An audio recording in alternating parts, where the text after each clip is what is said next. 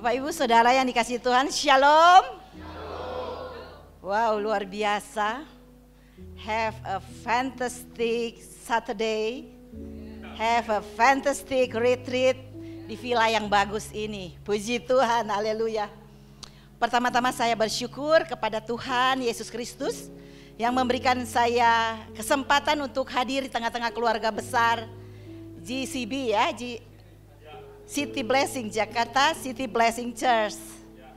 Saya terima kasih sedikit banyak tadi Pastor Maruli sudah menyampaikan latar belakang saya mungkin ya, tapi saya bersyukur ada di sini juga bukan satu kebetulan.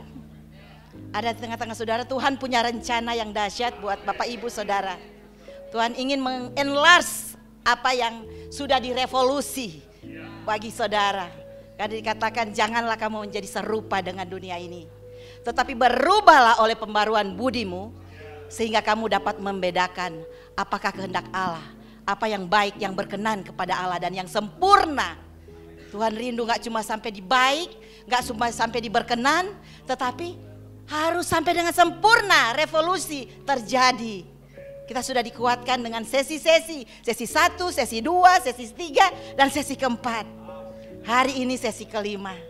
Tapi pertama-tama terima kasih untuk Ketua Panitia, Pastor Maruli, sahabat lama saya. Dan spesial juga khusus untuk Senior Pastor Marganti Sihite dan Ibu Pinkan, sebeserta pengurus semuanya yang sudah mengundang saya. Dan saya percaya ini rencana Tuhan. Amin, saudara-saudara. Saya ini datang bersama suami Pastor Harrison dan anak saya Grace Rafaela Wangke. Boleh berdiri Pastor Harrison? Ya. Itu tepuk tangan welcome katanya. Dan anak saya Grace Rafaela Wangke, dia bekerja di TV Korea, siaran rohani, CGN TV. Katakan annyeonghaseyo. Yes, puji nama Tuhan. Haleluya. Tuhan Yesus baik ya. Saya lihat ini hari kedua semua begitu excited dan begitu dikenyangkan dengan berbagai pembekalan ya, pemuritan hari ini saudara-saudara. Saya merasakan hadirannya yang luar biasa. Amin. Jakarta City Blessing Church. Wow, luar biasa ini. Saya kenal ini sangat-sangat banyak memberkati bangsa-bangsa. Haleluya. Dikatakan Jakarta City Blessing Church. Happy birthday, happy anniversary 20 years ya, 20 ya. Oke. Dikatakan Jakarta City Blessing Church. Jika engkau baik-baik mendengarkan suara Tuhan Allahmu dan melakukan dengan setia segala perintahnya yang kusampaikan padamu pada hari ini, maka Tuhan Allahmu akan mengangkat engkau di atas segala bangsa di bumi. Jakarta City Blessing Church. Segala berkat ini akan datang kepadamu dan menjadi bagianmu jika engkau mendengarkan suara Tuhan Allahmu. Diberkatilah engkau di kota dan diberkatilah engkau di ladang. Diberkatilah buah kandunganmu dan hasil bumimu dan hasil ternakmu, yakni anak lembu sapimu dan kandungan kambing dombamu. Diberkatilah bakulmu dan tempat adonanmu, Jakarta City Blessing Church. Diberkatilah engkau pada waktu masuk dan diberkatilah engkau pada waktu keluar. Amin. Tuhan akan membiarkan musuhmu yang maju berperang terhadap engkau terpukul kalah olehmu. Bersatu jalan mereka akan menyerangi engkau, tetapi bertujuh jalan mereka akan lari daripadamu. Amin. Jakarta City Blessing Church. Tuhan akan memerintahkan berkat ke atasmu. Di dalam lumbungmu, di dalam gerejamu. Tuhan akan memberkati segala usahamu. Tuhan akan memberkati engkau di negeri yang diberikan kepadamu. Amin. Tuhan akan menetapkan engkau sebagai umatnya yang kudus, seperti yang dijanjikan Tuhan dengan segala perintah yang kau ikuti. Maka segala bangsa di bumi akan melihat bahwa nama Jakarta City Blessing telah disebut atasnya. Dan mereka akan takut kepadamu. Amin, saudara-saudara. Juga Tuhan akan melimpahi engkau dengan kebaikan. di dalam buah kandunganmu, hasil ternakmu dan hasil bumimu. Tuhan akan memberikan semuanya untuk Jakarta City Blessing Church yang sudah 20 tahun. Haleluya. Tuhan akan membuka bagimu perbendaharanya yang melimpah, yakni langit untuk memberikan hujan bagi tanahmu. Dan selalu menjadi berkat bagi banyak bangsa-bangsa. Amin. Hati Tuhan ada di Jakarta City Blessing. Amin, happy anniversary yang ke-20. Nah saudara-saudara sekalian, hari ini kita di sesi kelima ini, saya harap semua rileks ya. Kita akan belajar Bible Memo. Tapi sebelumnya saya lihat tadi sudah berapa kali kita akan sedikit rileks. Coba kita akan mengasah dulu, ingat warna. Jadi sebut warna, jangan sebut tulisannya. Jangan sebut tulisan. Coba kita latih dulu. Saya mau, kalau ke dokter kan dokter akan diagnos dulu. Dokter akan diagnos. Oke. Coba dilepas. Nah, ingat sebut dulu, siap saudara-saudara. Oke. Sebut.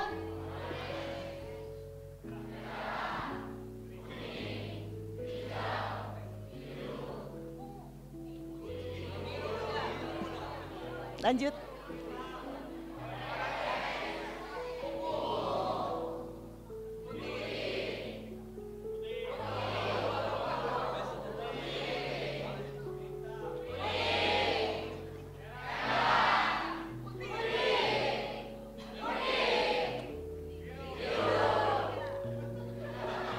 Kuning. Kuning.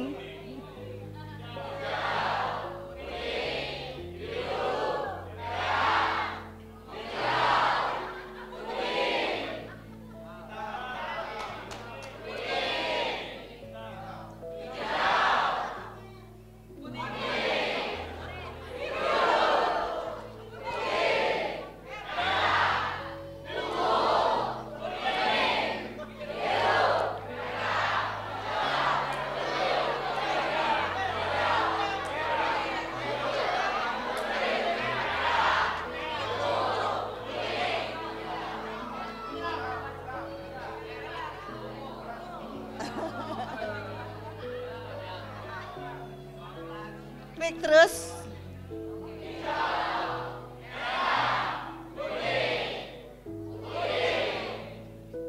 Nah, masing-masing tahu ya benar berapa, berarti otak kita masih nggak lalot ya.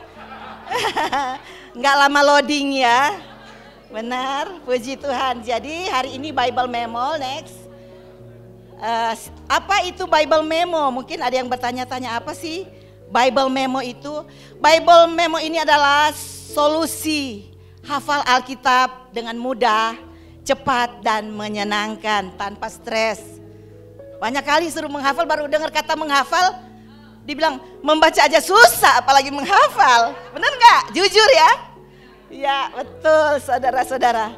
Jadi Bible Memo ini saudara-saudara saya gulirkan adalah sarana berbagi teknik mengingat yang dapat berguna untuk segala hal. Buat anak-anak sekolah, buat guru sekolah minggu, atau ibu rumah tangga, atau di bisnis itu berguna ya. Karena di tahun 2015 saya memang ikut satu pelatihan yaitu olahraga otak.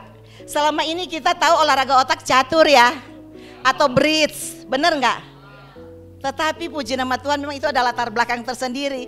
Karena papaku itu, waktu itu papaku sterek loh, waktu masih dinas, masih kerja. Tetapi setelah pensiun saudara-saudara, daya ingatnya jadi menurun. Dia kena demensia dan cenderung ke Alzheimer saudara. Saya begitu prihatin dan saya berpikir keras, berdoa ke Tuhan bagaimana caranya menolong papa saya untuk dilatih kembali daya ingatnya. Dan puji nama Tuhan, Tuhan berikan satu tempat di mana saya boleh belajar berlatih sport memory di tempat Sport Memory Council. Di situ saya berlatih dan akhirnya saya jadi atlet memori. Tadi sudah ditunjuk tapi nggak apa-apa, lanjut aja, nextnya aja. Di mana di tahun next ada Oh sorry, mati. Iya mati ya, habis baterai. Mati listrik. Oh mati lampu ya. Oh oke, lanjut sayang ya. Oke. Di tahun 2015 itu karena saya menjadi atlet memori membawa nama Indonesia, jadi tergabung di International Association of Memory. Saya pribadi berbagai-bagai medali dan penghargaan, dan kita berbangga Indonesia terpilih menjadi tuan rumah itu waktu 2017 untuk menyelenggarakan olahraga sport memory ini. Saudara-saudara, puji Tuhan. Berbagai medali itu cuma sebagai trigger aja saudara, tetapi apapun yang saya kerjakan dibuatnya berhasil karena Tuhan. Amin. Saudara, dan Tuhan punya rencana. Jadi waktu itu sebelum COVID sudah diperlihatkan bagaimana dapat muri, ada berbagai macam penghargaan yang saya terima saudara-saudara. Tapi sayang ya, mungkin saudara-saudara bertanya, apa sih itu memory sport? Tadi ada cuplikan untuk bagaimana pertandingan dunia dikerjakan. Kami dikirim untuk berlatih dalam sekian detik, otak kita harus terlatih, fokus dan konsentrasi. Tapi itu pun dari bisa berlatih begitu, akhirnya saya belajar untuk membuka Bible Memo ini saudara-saudara. Jadi, oh sudah nyala ya. Nah dilanjut, ini achievementnya ya, rekor muri, mengingati informasi angka dan lanjut. Dan nah saudara, karena berkali-kali dapat penghargaan, dapat medal, saya dikasih sertifikat practitioner. Katanya itu biar boleh mengajar kecil-kecilan ya. Ya ada recognition untuk bisa mengajar saudara-saudara. Jadi itulah seperti itu. Next. Nah inilah seperti ini cuplikan 1-2 detik. Nah seperti ini cara kompetisinya. Ada apa ya, kategori anak, dewasa sampai orang tua, adult. Di situ kami berkompetisi dan melatih semuanya. Puji nama Tuhan. Kalau bukan Tuhan yang memulainya juga, saya bukan apa-apa, kan Tuhan punya rencana saya jadi hamba Tuhan di tempat ini. Amin. Tentunya Tuhan perlengkapi.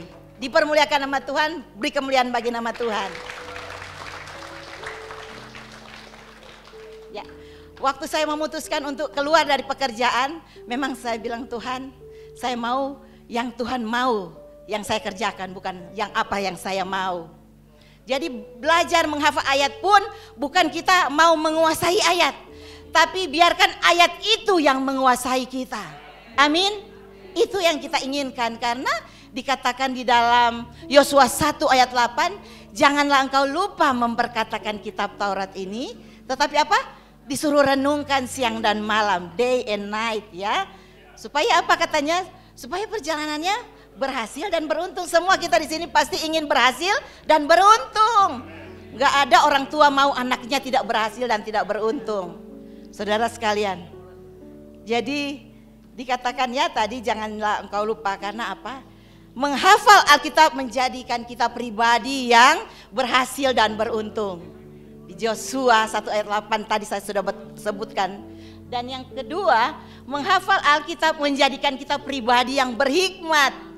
Dikatakan hendaklah perkataan Kristus diam dengan segala kekayaannya di antara kamu, supaya kamu dapat mengajar dengan hikmat ya saudara-saudara. Kalau nggak ada perkataan Kristus di dalam kita, bagaimana mau mengajar? Benar saudara-saudara? Alkitab adalah satu anugerah yang berisikan kebenaran, perkataan Allah yang luar biasa. Sayang kalau kita lewati saudara-saudara. Waktu saya susun skripsi, saya bikin survei di sekolah-sekolah minat membaca Alkitab untuk sekolah menengah ke atas. Ternyata akhir-akhir ini minatnya agak berkurang karena masa-masa digital sekarang ya. Mereka lebih banyak main game, main lain sebagainya. Tetapi ini tugas para hamba-hamba Tuhan. Amin. Ini serius, ini masalah serius. Tugas para hamba-hamba Tuhan, saya dan saudara, untuk mengajak kembali, mereformasi lagi secara spiritual untuk anak-anak kita yang sudah mulai ditarik di dalam dunia yang tidak kekal ini, saudara-saudara. Jadi menghafalkan Alkitab ini merupakan sebuah kebiasaan yang akan membantu kita menghadapi godaan. Benar? Ketika kita tergoda untuk melakukan sesuatu, karena nature ini, daging ini sering menarik kita untuk melakukan sesuatu. Paulus mengatakan, aku ingin melakukan sesuatu yang baik, tetapi yang tidak baik yang aku lakukan. Karena nature. Tetapi puji nama Tuhan, Roh Kudus, firman Tuhan yang tersimpan di dalam yang akan mengingatkan kita. Tadi Bapak Pendeta sudah mengatakan Roh Kudus yang kita andalkan, karena akan mengingatkan setiap kebenaran itu. Next. Jadi saudara-saudara sekalian, menghafalkan ayat kitab itu penting ya. Buat ibu-ibu, bapak-bapak, anak-anak semuanya perlu. Karena dikatakan dalam Mazmur 119 ayat 11, dalam hatiku aku menyimpan janjimu. Menyimpan kan? Menyimpan janjimu supaya apa? Supaya aku jangan berdosa terhadap engkau. Gunanya kita menyimpan supaya kita jangan berdosa. Karena apa? Upah dosa adalah maut, saudara-saudara. Kita gak mau anak-anak kita, generasi di bawah kita masuk ke dalam dosa. Saudara sekalian, menghafal Alkitab membantu kita untuk menolak godaan. Ibu-ibu tuh kadang-kadang baru dikatakan, tahu-tahu gak ya? Udah mau gosip, tetapi kita ingat saudara-saudara. Mazmur 141 ayat 3 mengatakan, awasilah mulutku ya Tuhan, berjagalah pada pintu bibirku. You see, Alkitab sudah mengajarkan kita untuk tidak bergosip, tidak menyebar hoax. Kan apa yang diajarkan, kita harus mengajarkan firman. Kita boleh punya 2 telinga, 1 mulut, 2 mata. Jangan kita biarkan ada berita-berita hoax masuk ke telinga untuk kita sampaikan. Tetapi biarlah firman Tuhan yang hidup, yang akan menghidupkan itu yang kita sampaikan. Amin. Saudara-saudara, jadi menghafal Alkitab juga membantu kita menang atas kekhawatiran. Biar apa? Biar semangat. Kadang capek bekerja, saudara, lelah. Ada cenderung kita akan bersungut-sungut. Benar ibu-ibu? Apalagi lihat dapur sudah berantakan, kamar berantakan, kita bisa capek, kita bisa bersungut-sungut. Tetapi kita tidak perlu melakukan itu karena kita sudah mengerti, kita melayani orang-orang yang kita kasihi dan kita kerjakan sebaik mungkin. Setiap ayat yang disampaikan itu banyak kekuatan untuk para ibu, para bisnismen, para guru-guru, anak-anak, semua ini dapat menguatkan kita. Jadi dengan menghafal Alkitab lebih mudah untuk kita menasihati dan membagikan kabar baik tentang Yesus Kristus. Dikatakan segala tulisan yang diilhamkan Allah memang bermanfaat untuk apa? Untuk mengajar, untuk menyatakan kesalahan, dan untuk mendidik orang dalam kebenaran. Dan untuk memperbaiki kelakuan, benar? Ya, kita harus benar-benar terinstall di dalam pikiran kita. Seperti itu saudara-saudara. Firman Tuhan itu begitu penting, begitu kuat untuk membakar kita. Katanya lebih tajam dari pedang bermata 2 yang sanggup memisahkan tubuh dan roh, sendi-sendi dan sumsum, dan sanggup membedakan pertimbangan dan pikiran hati kita. Itu betapa kuasanya, betapa hebatnya firman Allah yang kita akhir-akhir ini tinggalkan. Saya melihat minatnya kurang sekali. Jadi no wonder saudara-saudara semua sedang lesu, sedang kering. Tetapi puji nama Tuhan, perlu direvolusi lagi ya. Spiritual revolution, dan inilah waktunya ya.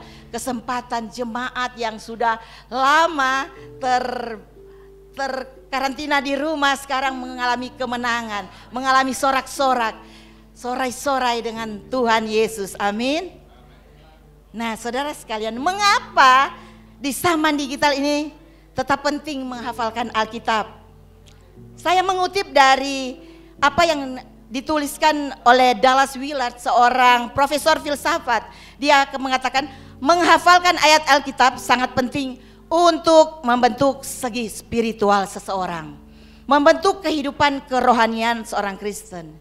Dikatakan jika saya harus memilih satu di antara banyak bidang ilmu mengenai kehidupan spiritual, saya akan memilih menghafal Alkitab. Bukan saya akan memilih mencari sebongkah berlian, sesuap nasi dan sebongkah berlian. Bukan tidak boleh bekerja saudara, tetapi bekerja juga ada batasnya saudara-saudara. Tetapi yang Tuhan inginkan kita selalu ingat apa yang menjadi janji-janji Tuhan. Willard ingin mengatakan bahwa menghafal Alkitab, ayat Alkitab itu penting dan sangat-sangat diperlukan. Kenapa saudara-saudara?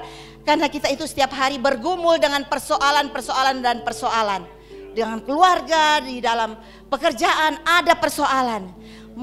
Berbagai hal yang berkenan dengan pekerjaan kita, benar? Biasanya kita harus menimbang-nimbang dalam pikiran kita. Tapi kalau pikiran kita penuh dengan pikiran-pikiran bukan dipengaruhi oleh firman Tuhan, saudara bisa tahu jawabannya, akan ditarik kemana kita. Sementara Paulus mengatakan apa yang benar, apa yang mulia, apa yang adil, apa yang manis, apa yang sedap didengar dan patut dipuji, dikatakan pikirkan itu saudara-saudara. Supaya apa? Supaya kita menang di dalam dunia ini. Amin. Nah saudara-saudaraku, tentunya kalau itu yang kita mulai dari sekarang, menjadikan satu kehidupan yang kita jadi orang-orang yang bijaksana. Orang-orang yang bisa mengambil keputusan seturut dengan perspektif Alkitab. Alkitab tidak boleh menjauh dari mulutmu. Itu dikatakan oleh profesor ini. Di sanalah kamu membutuhkannya. Bagaimana hal itu bisa sampai ke mulut kita? Tentunya dengan kata lain dia berkata, mari kita mulai menghafalkan.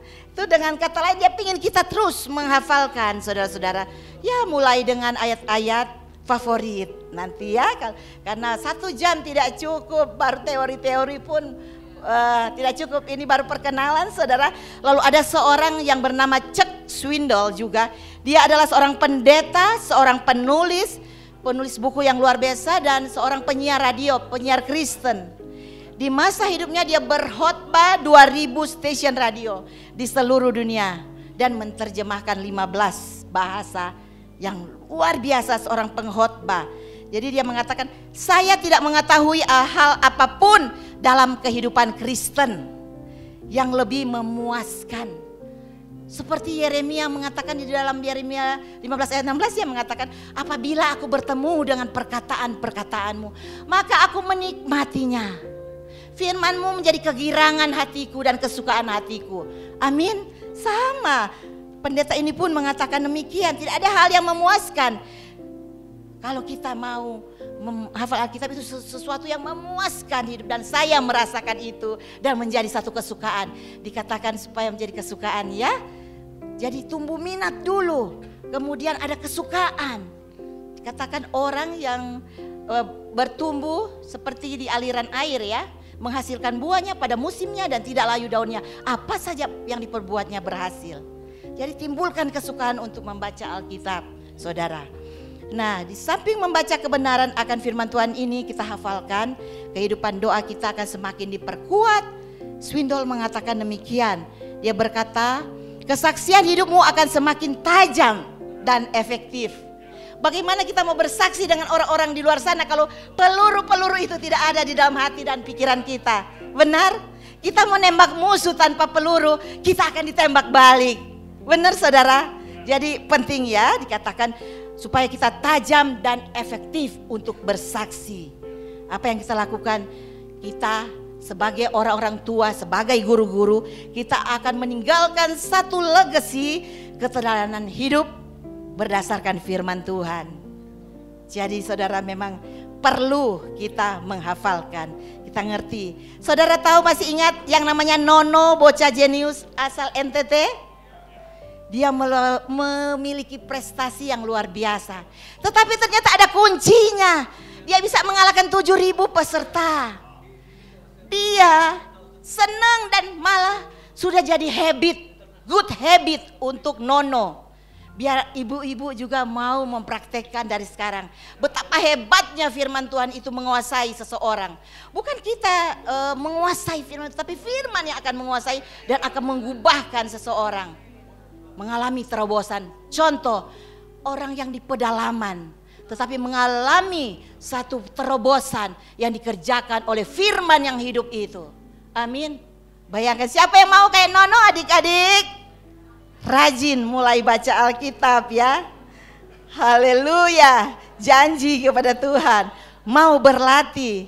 Jadikan menghafal Alkitab adalah satu kegiatan wajib. Jadi gak cuma membaca, memang sekarang sedang digulirkan membaca. Mari kita maju satu langkah lagi untuk menghafal, merenungkan dan melakukan firman Tuhan. Itu satu terobosan di mana kita akan menjadi kedewasaan rohani. Amin. Jadi kesimpulannya kalau kita ingin kuat dan dewasa secara rohani, kebiasaan terbaik yang harus kita lakukan adalah apa? Menghafalkan ayat Alkitab. Jujur saudara, ada yang bilang, Bu, saya hafal 1. Susah masuk-masuknya, benar nggak? Atau sudah hafal, yang lama hilang. Karena otak kita belum dilatih. Itu ada metode-metode khusus untuk melatihnya saudara-saudara sekalian. Haleluya. Menghafal secara konvensional ya, kayak dulu kita 2x2, 4, 3x3, memang itu dulu ya. Tapi sekarang bayangkan Nono aja, dia menghafal begini-gini nih. Itu semua dia pakai metodologi. Metodologi juga ada teorinya tersendiri. Metodologi ya.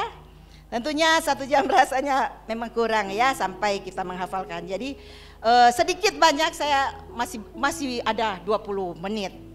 Tadi pun udah lewat ya, tadi kita lewat itu. Tapi nggak apa-apa, saya itu sampai ada sedikit latihan ya. Nah, kita harus tahu dulu bagaimana cara kerja otak kita. Menurut Richard Chapman Atkinson menyatakan otak manusia itu memiliki ada 3 tahapan dasar dalam mengingat, yaitu encoding, yaitu mengubah suatu respon menjadi masuk ke dalam pikiran kita menjadi suatu informasi. Kemudian storing dan retrieving. Jadi ketika kita mengambil lewat apa? Kita mengingat lewat panca indera, lewat mata, lewat telinga, kita bisa mengkodingkannya dulu untuk disimpan di dalam gudang penyimpanan, yaitu memori kita. Dan di memori kita itu ada 2 hal, yaitu memori jangka pendek dan memori jangka panjang. Nah, kadang-kala saudara, pernah gak kita ke pesta atau baru berkenalan, sebut nama dalam waktu 3 menit, 4 menit, lupa nama yang orang baru berkenalan. Benar, itu the real ya, fakta. Karena kita tidak punya perhatian. Dan itu hanya masuk ke memori jangka pendek. Tidak diolah. Dan harusnya kita masukin ke memori jangka panjang ya. Jadi saudara-saudara, perlu sekali kita mengerti dulu cara kerja otak kita supaya benar-benar kita tahu mengoperasikannya. Ya, sebagai informasi secara otomatis, kadang ada informasi otomatis dikelola untuk disimpan, ada yang harus diusahakan. Harus diusahakan itu seperti apa? Hafal nomor handphone gak hafal-hafal, bener gak? Hafal bahan belanjaan gak hafal-hafal. Enggak, mau diusahakan karena kita cuma tahu hafal seperti biasa. Tetapi secara otomatis ketika kita pernah nyalain kompor, terus tangan kita sempat kena panas, nah kita nggak akan mengulang kedua kali karena secara otomatis langsung tersimpan, benar? Atau suara jangkrik, kita pergi ke satu daerah kita langsung tahu itu jangkrik, benar? Karena kita berulang-ulang kali dengar sampai terekam ke dalam pikiran kita. Tetapi kenapa suara Pak Pendeta minggu lalu ngomong kita nggak ingat? Nah, hati-hati saudara. Benih-benih itu dicuri oleh iblis. Kalau kita tidak punya perhatian untuk itu. Atau guru mengajar, menerangkan, adik-adik harus penuh perhatian ya. Karena akan tersimpan di long term memory saudara-saudara ya. Nah, storing, dimasukin, disimpan di kapan-kapan kita harus recall lagi. Kemudian recall itu yaitu kita memanggil kembali untuk apa yang pernah kita hafalkan atau kita pernah lihat saudara-saudara. Seperti tadi ada ayat-ayat yang saya keluarkan itu semua sudah pernah melalui proses encoding, proses storing dan tadi proses recalling. Saya tanya adik-adik, ini bapak-bapak atau kakak-kakak jangan jawab ya, adik-adik ya. Saya mau recall dulu. Binatang apa yang warna biru, yang punya kantong ajaib dan baling-baling bambu? Wah, bisa di-recall ya. Pinter nih, annyeonghaseyo ya. Nah, satu lagi pertanyaan. Nah, berarti sudah pernah. Kalau belum pernah, kakak yakin gak pernah akan terjawab. Tapi ini langsung saya, bener gak? Mau gak di kelas ketika guru bertanya saya. Karena diulang dan dilihat semua lewat mata, lewat dengar dan dilatih. Amin. Siapa yang dimasukin ke gua singa? Daniel. Siapa yang dimasukin ke sumur api, dapur api? Siapa? Wow, dia udah bisa recalling apa yang diajarkan ibu guru. Ibu-ibu guru hebat, anak-anak sekolah minggu yang ada di sini, amin. Nah, pertanyaan buat bapak-bapak semuanya. Oh, mau nggak? Siap nggak? Ayo, satu aja. Di dalam Yosua 6 ayat 3 sampai 4. Berapa kali umat Israel disuruh Tuhan untuk mengelilingi tembok Yeriko? Salah besar, saudara. Baca lagi, 13 kali. Karena disuruh tiap hari 1 kali. Hari yang ke-7 baru 7 kali. Jadi 6 hari itu 1. Hari ke-7 baru 7. Jadi berapa? 13. Lulus. Amin. Haleluya. Jadi puji Tuhan. Kita udah berusaha. Kadang-kala kita baca Alkitab, memang kita nggak penuh perhatian. Tapi ini satu informasi yang di coding, kemudian kita storing, dan kita akan recall kembali ketika ada pendeta lain tanya ya. Langsung dengan PD 13 kali. Amin. Gitu saudara-saudara. Puji nama Tuhan. Responnya sangat baik untuk kita merecall kembali. Jadi itu sedikit banyak tentang encoding, storage, dan retrieving ya, recallingnya. Nah, siapa sih yang ingin berlatih daya ingat ya? Semua pingin ya? Pingin berlatih daya ingat, benar? Ada yang lupa kacamata? Sering ya? Sering ya, kacamata ada di atas sini. Mana kacamata? Bener nggak?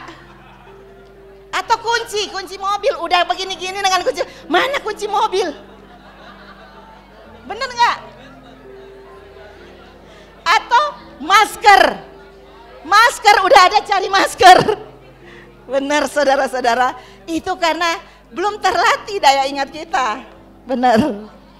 Haleluya. Nah, untuk berlatih itu penting ya. Apa sih gunanya? Dengan cepat kita akan lihat.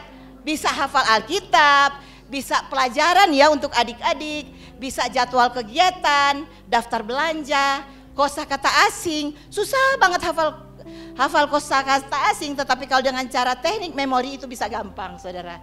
Terus pidato, presentasi, saudara bisa melihat urut dengan metodologi. Terus tanggal kejadian, nama dan wajah dan sebagainya, saudara-saudara. Jadi mengingat semua itu perlu dilatih. Jadi seringkali bilang, aduh nggak usah deh, saya dari kecil pun nggak bisa menghafal. Ngapain suruh-suruh menghafal? Bukan ibu guru yang suruh menghafal. Di dalam Amsal 7 ayat 1 sampai 3 dikatakan, hai anakku berpeganglah pada perkataanku. Disuruh apa? Disuruh simpan di dalam hati. Berpeganglah pada perintahku dan engkau akan hidup. Simpanlah, disuruh apa? Simpan ajaranku seperti biji mata. Biji mata kita mau tinggalin di rumah, nanti perlu baru kita ambil. Tidak saudara, harus sigap. Jadi ketika diperlukan selalu ada. Dikatakan tambatkanlah semuanya itu pada jarimu dan tulislah di dalam loh hatimu. Berarti betapa sangat dan sangat penting kita menuliskan setiap ayat-ayat yang berkuasa itu di dalam hati kita. Amin saudara-saudara. Wah, kita harus terus ya melakukan itu. Nah, jadi penting sekali untuk kita menginstall di dalam diri kita setiap ayat-ayat terinstall dengan cara-cara kita menghafalkan. Jadi saudara-saudara, sedikit banyak kita sudah belajar kinerja otak kita, daya ingat kita perlu dilatih, perlu diinstall. Ibarat kalau handphone saudara-saudara itu ada operating systemnya ya. Kalau Samsung apa Android ya. Kalau laptop Windows, Microsoft itu operating systemnya. Kalau iPhone itu iOS ya. Nah, hal-hal itu kalau tidak dipakai, tidak diinstal, hardware-nya nggak bisa bekerja. Tuhan sudah mendesain kita itu untuk makan firman. Saudara, dikatakan segala tulisan yang diilhamkan Allah bermanfaat. Segala tulisan itu apa? Dikatakan bermanfaat untuk mengajar, menyatakan kesalahan. Tuhan waktu membuat manusia itu dia menghembuskan nafas. Theopneutos kata Yunani itu, manusia hidup. Jadi manusia hidup itu makanannya adalah segala tulisan yang diilhamkan Allah. Jadi semua kita berharga karena ada tulisan Allah di dalam kita ketika Tuhan menghidupkan kita dengan nafasnya. Jadi kita didesain sedemikian rupa untuk jadi ingat baik-baik. Siapa di sini makan seminggu sekali? Lapar enggak? Lapar. Ada seminggu sekali baru baca Alkitab di gereja doang. Rohanimu akan lapar, saudara. Coba kita bangun setiap hari. Biar rohani kita makan dan kenyang. Dan kita akan kuat dengan secara spiritual. Kita akan melakukan itu. Amin, saudara-saudara. Nah, rileks saja. Kita mengetahui bahwa cara kerja otak kita ini. Coba kita di sini ya. Sekali lagi untuk mencoba bagaimana cara otak kita bekerja. Di sini ada 20 gambar. Masing-masing gambar itu hanya muncul 1 detik. Saudara perhatikan jangan terganggu. Dan nanti kita recalling. Saya percaya saudara otaknya tidak lemot. Mari perhatikan, siap, coba. Oh, bermasalah ya? Oh, sayang ya. Oke. Oh, sedikit lagi. Sudah? Oke, loading ya. Papa ini masih ada waktu. Oke, kita tes lagi memori kita ya. Memori kita masih kuat kok, masih talk chair ya. Siap? Oke, siap. Yes.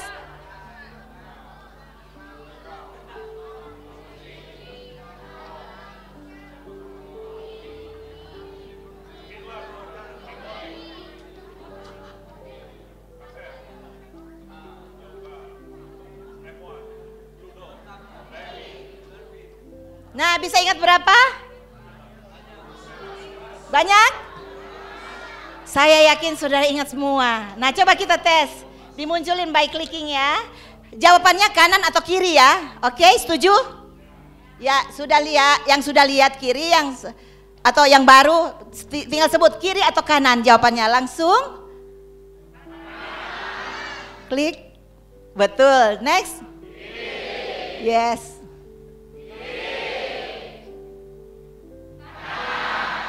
Yes.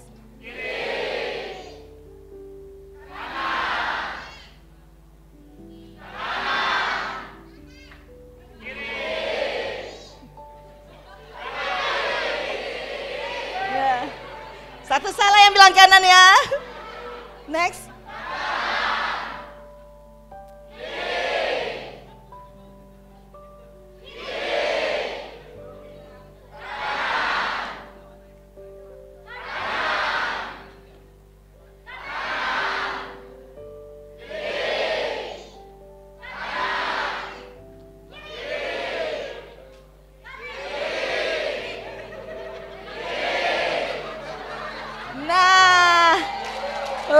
Siapa yang salah satu tadi?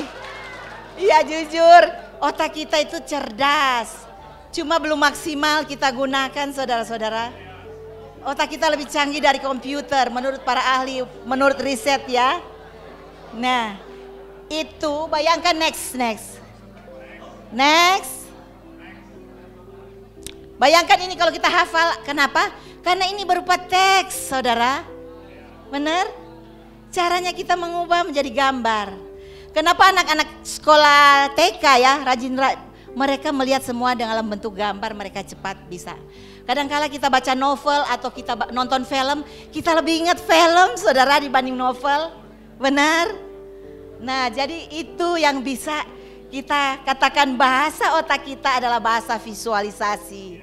Di awal-awal kita jadi mengerti, oh ternyata bahasa otak kita bahasa gambar. Next. Nah, sekarang bagaimana cara menerapkannya dalam menghafal ayat Alkitab? Ada yang ingat 10 tula? Coba, ada yang ingat? Tetapi kali ini saya akan memberitahukan kepada kakak-kakak sekolah minggu atau kita semua, bagaimana mengingat 10 tula ini untuk 100 tahun lagi nggak lupa. Mungkin ini sudah diajarkan di TK atau di sekolah minggu, Sunday school, atau di remaja. Tapi sekarang pas dipanggil kita susah recall-nya. Nah, cara recall-nya gampang, saudara-saudara. Mau ikut? Mau gambar? Oke. Salah satu contoh di mana kita akan belajar ya. Pertama, air menjadi darah. Kita akan mengubah menjadi satu visualisasi. Satu, perhatikan. Persatu. Oke.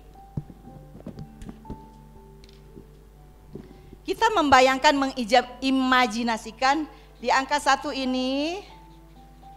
Di angka 1 ini dijadikan apa ini?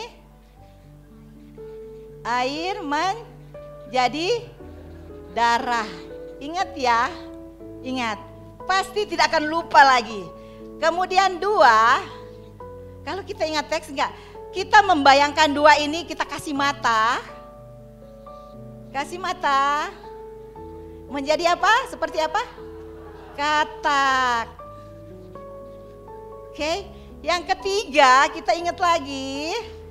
3 ini seperti huruf apa?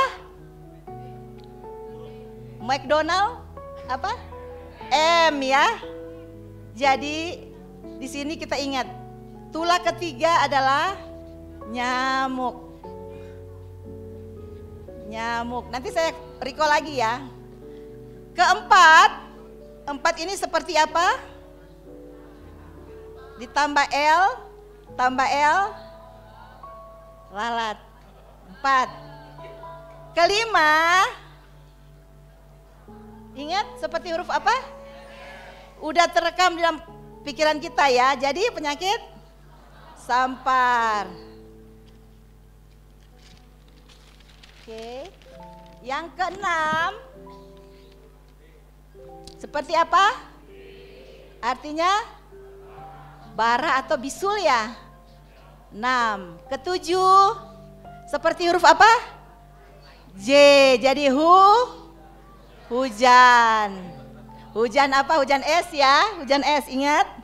Ke-8, seperti huruf apa? Belalang ya. Ingat baik-baik. Kita sedang mengcoding ingatan kita. Belalang. Dan ke-9 seperti huruf apa? G. Ke-9 adalah gelap gulita. Ke-10, 1 anak mati ya, 0 ya. Nah, sekarang boleh 1 volunteer ke depan. Saya akan merecall lagi, siapa? Ayo. Adik, ayo adik. Juara sekolah. Oke, salah satu. Sis aja sis. Ya, sis siapa nih? Sis Sheryl. Yang ke-1 ingat? Yang ke-1 air menjadi darah. Yang kedua? Katak. Yang ketiga? Yang ketiga itu nyamuk. Nah, yang keempat itu lalat. Yang kelima sampar. Yes. Yang keenam barah. Ya barah ya benar. Yang ketujuh hujan es. Makasih udah dikasih tahu. Yang ke-8 belalang.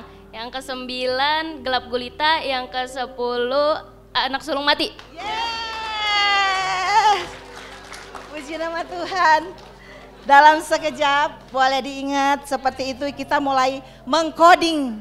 Bagaimana cara kerja otak kita mengcoding?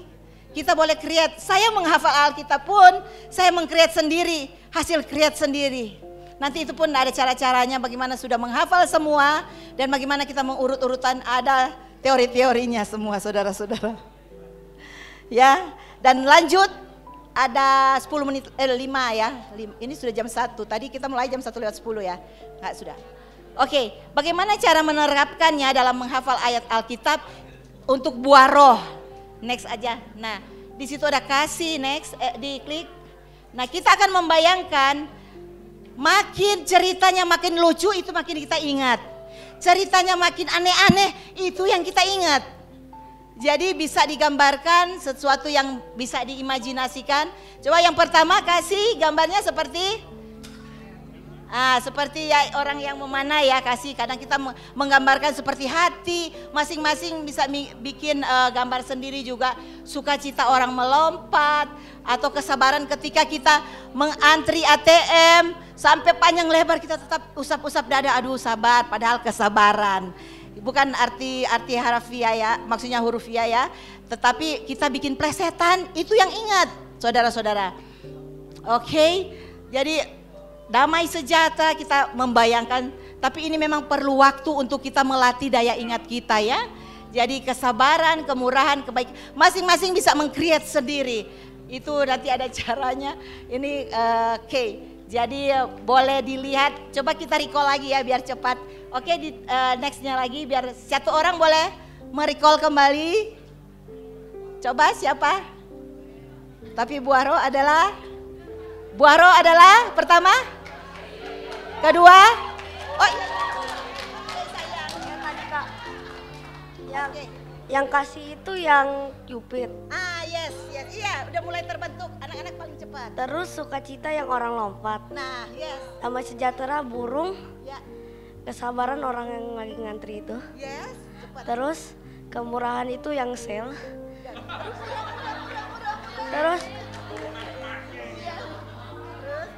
ya kebaikan itu yang itu orang kakek-kakek mau nyebrang terus ditolongin.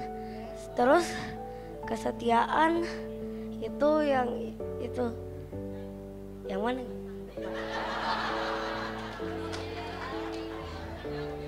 Kakek-kakek berdua sampai tua. Kakek-kakek sama nenek-nenek. Sampai tua. Terus yang kelemah lembutan yang tas kayaknya. Ada kucing. Terus penguasaan diri yang raja.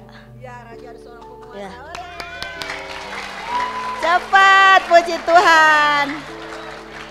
Ini kalau nanti di sport memory ini paling cepat, cuma dilihat dalam 1 menit.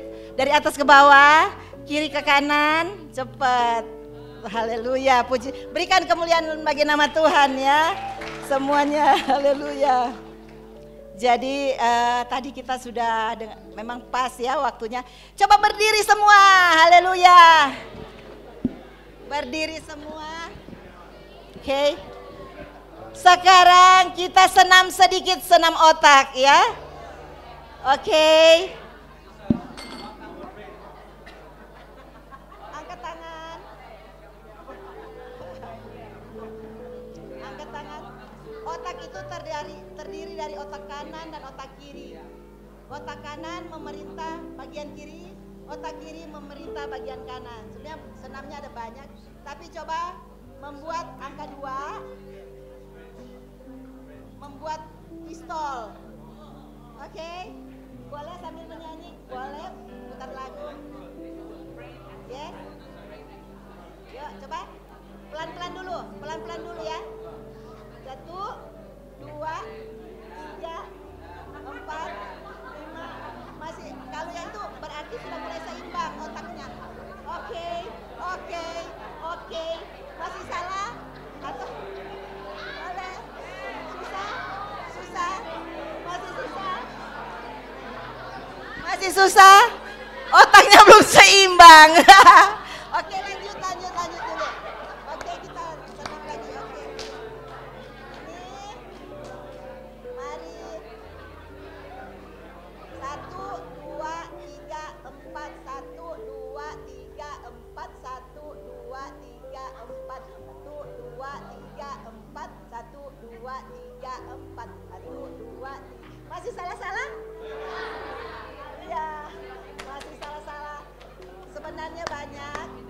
pagi bangun, kita usahakan gerakan. Dan perlu di tangan ini ya, untuk kepala kita sisirin. Sisir. Bangun tidur sisir. Disisir. Sampai di supaya peredarannya bagus. Sisir semua itu. Tapi itu banyak ya yang itu ya. Kita kerjakan di rumah.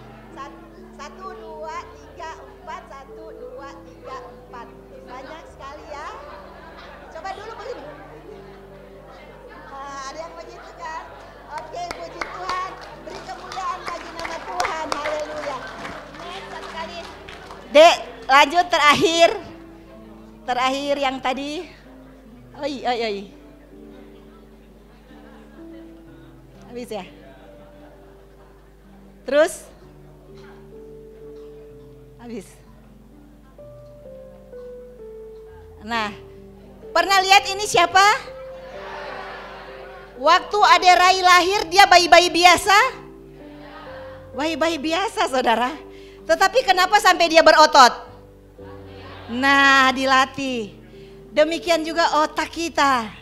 Kalau dilatih otomatis akan terbentuk saudara. Otak manusia sama halnya dengan otot. Apabila otot tidak diolahragakan maka kekuatannya akan berkurang, cenderung melemah. Demikian juga otak manusia, ia akan lemah dan harus dilatih ya. Oke.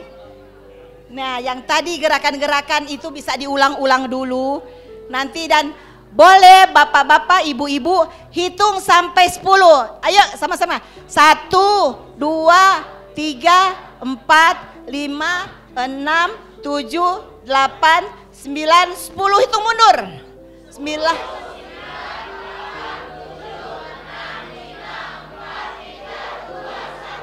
ABC.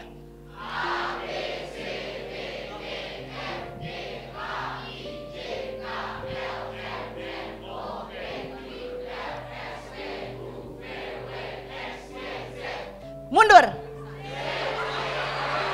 Wah, hancur.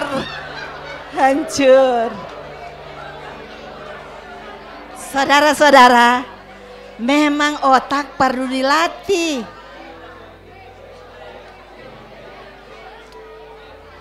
Kalau kita biasa tulis pakai tangan kanan, sekali-sekali tulis pakai tangan kiri. Untuk menyeimbangkan kerja otak kiri dan otak kanan.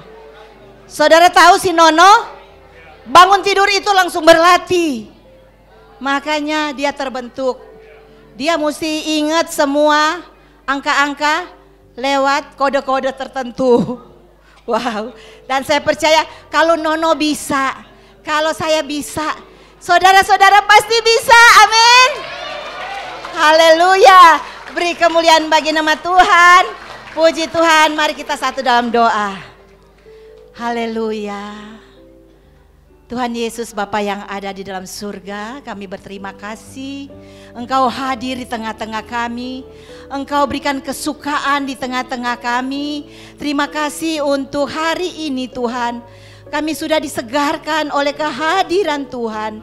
Lewat apa yang kami rindukan Tuhan, kami mau Tuhan diisi pikiran kami dengan firman-firman Tuhan. Dengan kekuatan kami sendiri kami tidak mampu Tuhan. Mari Roh Kudus, Engkau sendiri akan memampukan untuk kami berlatih. Karena tanpa bantuan-Mu kami tidak berarti apa-apa. Syukur terima kasih kami berjanji, kami berkomitmen. Kami mau makan firman setiap hari. Sebagaimana kami makan makanan jasmani kami mau makan firman lebih lagi Tuhan. Syukur terima kasih kami sudah belajar dan hamba-Mu sudah selesaikan menyampaikan segala kemuliaan hanya bagi Tuhan Yesus Kristus yang sudah belajar dan disegarkan. Katakan dalam nama Yesus. Amin. Amin. Haleluya. Puji Tuhan.